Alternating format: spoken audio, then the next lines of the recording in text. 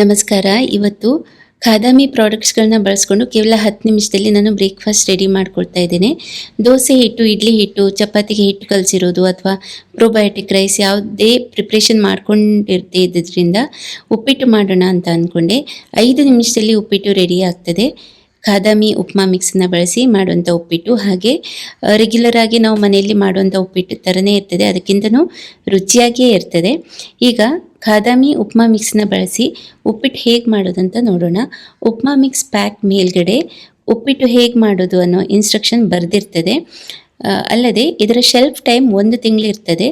ನೀವು ರೂಮ್ ಟೆಂಪ್ರೇಚರ್ನಲ್ಲಿ ಇಡೋದಿದ್ರೆ 1 ತಿಂಗಳು ಇಟ್ಕೊಳ್ಬೋದು.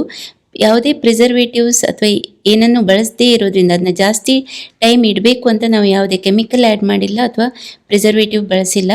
ಹಾಗಾಗಿ 1 ತಿಂಗಳಕ್ಕಿಂತ ಜಾಸ್ತಿ ಇಡೋದಿದ್ರೆ ಫ್ರಿಜ್ಜಿನಲ್ಲಿ ಇಟ್ಕೊಳ್ಳೋದು ಉತ್ತಮ. 3-4 ತಿಂಗಳವರೆಗೂ ಇದನ್ನು ಇಟ್ಕೊಂಡ್ರು ಕೆಡೋದಿಲ್ಲ ಫ್ರಿಜ್ಜಿನಲ್ಲಿ. ಹಾಗೆ ಈಗ ಉಪ್ಮಾ ಮಿಕ್ಸಿಂದ ಮೊದಲು 1 ಕಪ್ ಆಗುವಷ್ಟು ಉಪ್ಪಿಟ್ಟು ಮಿಕ್ಸನ್ನು ನಾನು ತೆಗೆದುಕೊಳ್ತಾ ಇದ್ದೇನೆ. ಅಂದರೆ ಸೇಮ್ ಕಪ್ನಲ್ಲಿ ಮೆಜರ್ಮೆಂಟ್ ಮಾಡಿ ತೋರಿಸೋಣ ಅಂಥೇಳಿ. ಮೊದಲು 1 ಕಪ್ ಉಪ್ಮಾ ಮಿಕ್ಸನ್ನು ಅಳತೆ ಮಾಡಿ ಒಂದು ತಟ್ಟೆಗೆ ಹಾಕಿ ಇಟ್ಕೊಳ್ತೇನೆ. ನಂತರ ಇದೇ ಕಪ್ನಲ್ಲಿ ನಾನು ನೀರಿನ ಅಳತೆ ತೋರಿಸಿದರೆ ನಿಮಗೆ ಕರೆಕ್ಟಾಗಿ ಗೊತ್ತಾಗ್ತದೆ. ಈಗ 1 ಕಪ್ ಉಪ್ಪಿಟ್ಟು ಮಿಕ್ಸ್ ತೊಗೊಂಡಿದ್ದೇನೆ. ಒಲೆ ಮೇಲೆ ಪಾತ್ರೆನ ಇಟ್ಕೊಂಡು ಅದಕ್ಕೆ ಸೇಮ್ ಕಪ್ನಲ್ಲಿ 2-1/4 ಕಪ್ ಆಗುವಷ್ಟು ನೀರು ಹಾಕ್ಕೊಳ್ಬೇಕು. ನಾನು ಆಗಲೇ ಹೇಳಿರೋ ಹಾಗೆ ಉಪ್ಪಿಟ್ಟು ಮಿಕ್ಸ್ ಪ್ಯಾಕ್ ಮೇಲ್ಗಡೆ ಲೇಬಲ್ ಮೇಲೆ ಇನ್ಸ್ಟ್ರಕ್ಷನ್ ಬರೆದಿರ್ತದೆ ಹೇಗೆ ಮಾಡಬೇಕು ಅಂತ. 2-1/4 ಕಪ್ ಆಗುವಷ್ಟು ನೀರು ಹಾಕಿದ್ದೇನೆ. ಈಗ ನೀರಿನಲ್ಲಿ ಒಂದು ಕುದಿ ಬರೋ ತನಕ ಕಾಯಬೇಕು. 1 ನಿಮಿಷ ದೊಡ್ಡ ಉರಿಯಲ್ಲಿ ಇಟ್ಟರೆ ಕುದಿ ಬರ್ತದೆ. ಅದಾದಮೇಲೆ ಮುಚ್ಚಳನ ತೆಗೆದು ನಾವು ತೆಗೆದಿಟ್ಕೊಂಡಿರೋ ಉಪ್ಮಾ ಮಿಕ್ಸ್ ಇದೆ ನೋಡಿ 1 ಕಪ್, ಅದನ್ನು ಹಾಕಿ ತಿರುತ್ತಾ ಇರಬೇಕು. ಅದನ್ನು ಹಾಕುವ ಕ್ಷಣ ಒಲೆನ ಅಂದರೆ ಉರಿನ ಸಣ್ಣದಿಟ್ಕೊಳ್ಬೇಕು. ನಂತರ ಮುಚ್ಚಳ ಮುಚ್ಚಿ ಮಧ್ಯಮ ಉರಿಯಲ್ಲಿ ಇಟ್ಕೊಂಡು 3 ನಿಮಿಷ ಬೇಯಿಸಿದರೆ ಸಾಕು.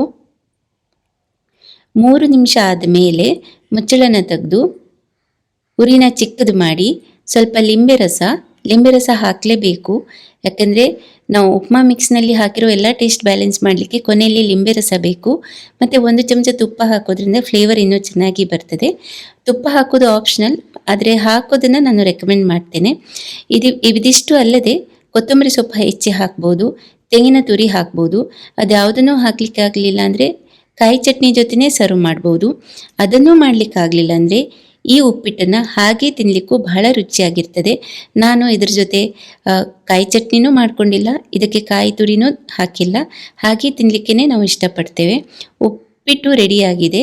ಇದು ಖಾದಾಮಿಯಿಂದ ನಾನು ಲೇಟೆಸ್ಟಾಗಿ ಲಾಂಚ್ ಮಾಡಿರುವಂಥ ಪ್ರಾಡಕ್ಟ್ ಕಷಾಯ ಪುಡಿ. ಈ ಕಷಾಯ ಪುಡಿಯಲ್ಲಿ ಪ್ರತಿನಿತ್ಯ ನಾವು ನಿಯಮಿತವಾಗಿ ಸೇವಿಸಿಕೊಂಡು ಹೋದ್ರೂ ಕೂಡ ದೇಹಕ್ಕೆ ಏನೂ ಹಾನಿ ಆಗದೆ ಇರುವಂಥ ಸಾಮಗ್ರಿಗಳನ್ನು ಮಾತ್ರ ನಾವು ಬಳಸಿದ್ದೇವೆ. ಅಂದರೆ ಕೆಲವೊಮ್ಮೆ ಜ್ವರ ಬಂದಾಗ ಅಥವಾ ಇನ್ನೇನೋ ಆದಾಗ ಸ್ವಲ್ಪ ಸ್ಟ್ರಾಂಗ್ ಆಗಿ ಕಷಾಯ ಮಾಡ್ಕೊಳ್ತೇವೆ. ಕೆಲವೊಂದು ಗಿಡಮೂಲಿಕೆಗಳನ್ನು ಹಾಕಿರ್ಬೋದು ಅಥವಾ ಒಣಗಿಸಿರೋ ಹರ್ಬ್ಸನ್ನು ಹಾಕಿ ಮಾಡ್ಕೊಳ್ತೇವೆ. ಆದರೆ ಅದನ್ನೆಲ್ಲ ಪ್ರತಿನಿತ್ಯ ಬಳಸಿದರೆ ಅಷ್ಟೊಂದು ದೇಹಕ್ಕೆ ಒಳ್ಳೆಯದಲ್ಲ. ಹಾಗಾಗಿ ಇದರಲ್ಲಿ ನಾವು ಯಾವುದನ್ನು ಪ್ರತಿನಿತ್ಯ ಸೇವಿಸ್ಬೋದು ಅಂಥದ್ದನ್ನು ಆಯ್ಕೆ ಮಾಡಿದ್ದೇವೆ ಕಷಾಯ ಪುಡಿನ. 2 ಸಣ್ಣ ಲೋಟ ತಗೊಂಡಿದ್ದೇನೆ. 1.5 ಲೋಟ ಆಗುವಷ್ಟು ನೀರು ತಗೊಂಡು ಅದನ್ನು ಹಾಕಿ ಕುದಿಲಿಕ್ಕಿಟ್ಟಿದ್ದೇನೆ. 1.5 ಚಮಚ ಆಗುವಷ್ಟು ಕಷಾಯ ಪುಡಿ ಹಾಕಿದ್ದೇನೆ. ಇದನ್ನು ಚೆನ್ನಾಗಿ ಒಮ್ಮೆ ಕುದಿ ಬರೆಸ್ಕೊಂಡು ಒಂದು 3 ನಿಮಿಷ ಕುದಿಸಬೇಕು. ನಂತರ ಇದಕ್ಕೆ ಒಂದು ಅರ್ಧ ಲೋಟ ಆಗುವಷ್ಟು ಹಾಲು ಹಾಕ್ಕೊಳ್ತೇನೆ. ಹಾಲನ್ನು ಈಗಾಗಲೇ ಕಾಯಿಸಿ ತಣಿಸಿ ಇಟ್ಕೊಂಡಿದ್ದೇನೆ. ಸಿಹಿ ಬೇಕು ಅನ್ನೋರು 1 ಚಮಚ ಸಕ್ಕರೆನಾದರೂ ಹಾಕ್ಬೋದು, ಬೆಲ್ಲನಾದರೂ ಹಾಕ್ಬೋದು. ನಾನು ಕೊಕೊನಟ್ ಶುಗರ್ ಹಾಕಿದ್ದೇನೆ, ಕಾಯಿ ಬೆಲ್ಲ.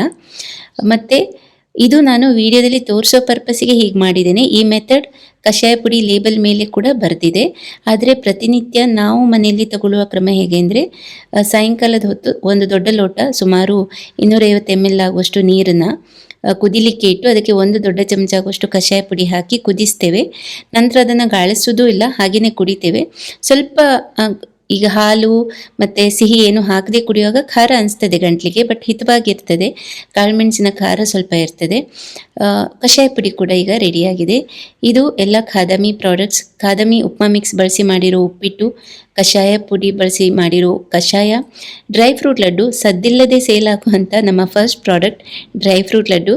ಹಾಗೆ ಈ ರೀಸೆಂಟ್ಲಿ ಹಿಟ್ ಆಗ್ತಾ ಇರುವಂಥ ಇನ್ನೊಂದು ಪ್ರಾಡಕ್ಟ್ ಈರುಳ್ಳಿ ಕೋಡ್ಬಳೆ ಗರಿಯಾಗಿ ಇದೆ. ಇವಿಷ್ಟು ನಮ್ಮ ಇವತ್ತಿನ ಬೆಳಗಿನ ಬ್ರೇಕ್ಫಾಸ್ಟ್ಗೆ ರೆಡಿ ಮಾಡಿರೋದು. ಖಾದಾಮಿಯ ಯಾವುದೇ ಪ್ರಾಡಕ್ಟ್ನ ಬೈ ಮಾಡಲಿಕ್ಕೆ www.khadami.in ನೀವು ವಿಸಿಟ್ ಮಾಡಬಹುದು. ಧನ್ಯವಾದಗಳು.